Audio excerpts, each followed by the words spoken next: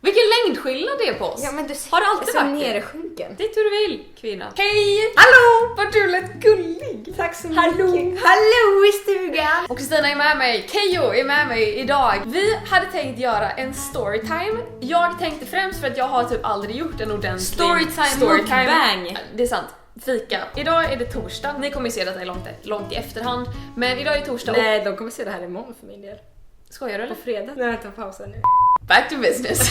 Nu kommer ni att se detta långt i efterhand. Idag är det torsdag och på måndag så åker jag och Keyyo till Japan. Det har liksom inte kommit in i min hjärna när du ska åka dit. Det är så sjukt. Vi var ju i Indien för 1,5 år sedan. Det är 1,5 år sedan. Jag vet, Det är jag var så så jävla liten. länge sedan. Jag hade ju tandställning. Nej! Alltså Kristina har ju redan lagt upp en sån här storytime på sin kanal. Och jag kommer här ett par veckor senare och bara hej! Vi tänkte berätta lite. Vi har ju till och med Indien-inspirerade muggar. Ja. Vi tänkte göra en storytime. Ja, för er som inte vet, vi spelade alltså in en serie i Indien där vi upplevde massa saker och väldigt mycket kom med på kamera och det var väldigt roligt, men det var ju även väldigt mycket som inte kom med på kameran. Vi idag har så en tänkte del vi- härliga historier från Ja. Indien som aldrig har nått dagens ljus, som bara vi och kameramannen Erik var med om. Hur var det? Vi var någonstans i Indien. Vi var i Jaipur. Nej. I alla fall, hela vår vistelse i Indien hade vi bott på fina hotell. Jag vet inte varför vi gjorde det, men vi fick för oss att vi skulle sova i ett tält. Vi var i Ranthambore i norra Indien. Och detta var då efter att vi hade varit på tigersafari. Och så skulle vi då utforska det vilda Indien. Så vi bestämde oss för att sova i tält. Alltså inte ett sånt tält som man slår upp själv, utan ett tälthotell. Liksom hotellkedja fast med olika tält. Och de här tälten var ju stora. En upgrading från Bråvalla tält liksom. Det var ju finare toalett där än vad det säkert var på många hotell i Indien. precis. Så att det var ju ändå så här fräscht tält, stort tält, det fanns el. Ja. Men det fanns en nackdel.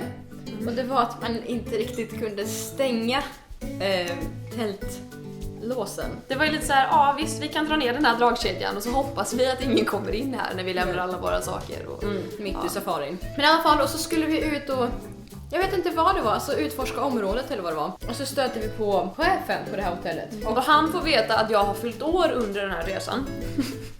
Jag var tvungen att säga det. Och den här hotellmänniskan blir helt bara, men ja, en födelsedag, det här måste vi fira typ.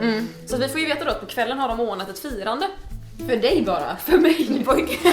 Så konstigt, mitt Och så ute i skogen. snällt, så himla, vi bara oj men gud vad generös liksom. Killen som skulle stoppa ner elden i munnen sen på bål, han brände ju sig. I alla fall, det här är i alla fall på baksidan av hotellet på en stor trädgård. Det är inte så kul! Alltså killen brände sig. Det gjorde så ont. Ja men vi sitter där, alltså vi ser den här eldshowen, de börjar dansa, de har någon dans och musikuppvisning. Och vi dansar med. Vi dansar med, de drar upp och så börjar dansa med oss. Och det är så här, jag har jävligt roligt. Men sen då, när den här showen är över, då kommer de in med ett stort bord med en tårta på. Vi kanske borde nämna att jag och Klara sov i ett tält, men Erik sov i ett separat hotellrum. av en Erik fick ett anledning. hotellrum. Ni kommer förstå varför jag nämnde detta senare. Så de kommer in med den här tårtan och sjunger Happy birthday. birthday. Och jag bara, men gud vad fint, fan vad gulliga ni är. Och så skär vi upp tårtan.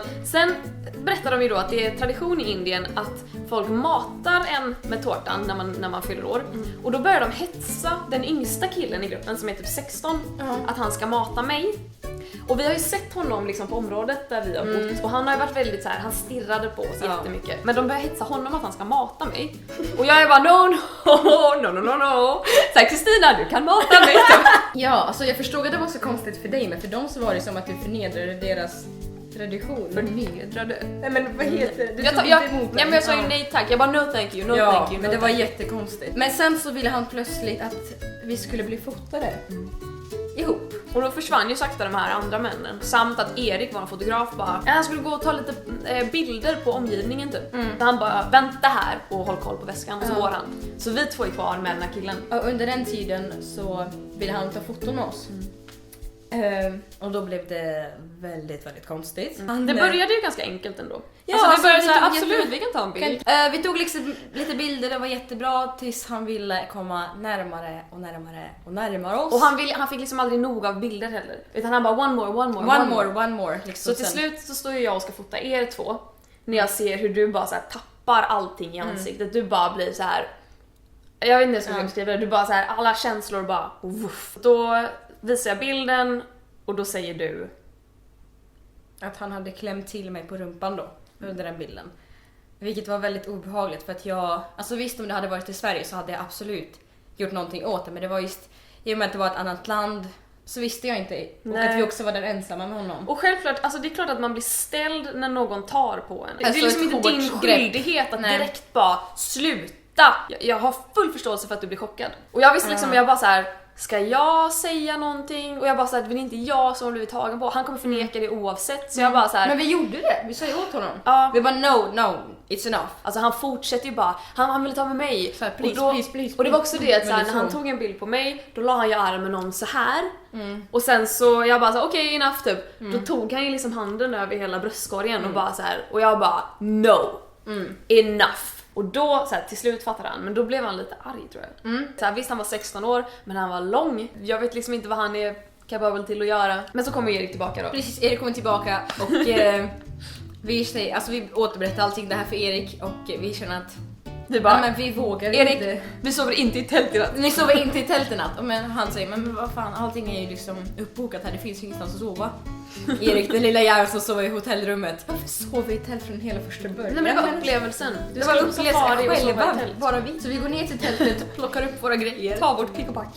Och vi går upp till Eriks rum och bara, Erik, vi sover här i natt. Det ska ju då tilläggas att Erik är typ, alltså, jag vet inte hur lång han är. Men typ 1,95. han är stor liksom. Jag brukar ju kalla honom för viking av en anledning. Han heter viking i mellannamn. Det gör han ju, ja men det måste ni förstå. Men i alla fall, och så knackade vi på oss Erik och bara, Erik, vi ska sova här i natt. Ja. Och det var ju inte riktigt särskilt stort rum, det var ju 1,20 säng. Så då la vi oss där. Vi knödde ner oss alla tre. Skedade alla under tre ett och samma täcke. Jag tror att jag låg typ så här innan jag skulle somna för att jag, Det var helt jag hade fruktansvärt. Erik här och dig här och bara... Ja. Men det kändes säkert för det var låst. Så vilken tragisk historia fick ett mysigt slut. Men jag sov ingenting. Jag sov inte mycket heller, men det berodde på att jag sov i mitten. Jag har för mig att vi delade täcke. Så att om du blev varm kunde du bara slänga av dig. Om Erik blev varm kunde han bara slänga av dig. Och där låg jag och bara... Jag minns att någon gång under natten, jag bara så här rullade över täcket och fick liksom dra det så här. Så det var den kvällen. Men det var ju väldigt speciellt. Ja. Hoppas att ni följer med oss på våran resa till Tokyo. Den kommer ligga ute på Splays kanal från och med oktober. Ja, så ganska snart. har så lite koll. Det kommer vara 6 avsnitt. Och det kommer bli skitkul. Och det bästa är att vi vet inte vad vi ska utsättas för. Jag har ingen och det här aning. är verkligen helt sant. Tack för att ni har kollat. Ni får ta det vackert och så ses vi precis som vanligt nästa måndag. Hej då! Hej då!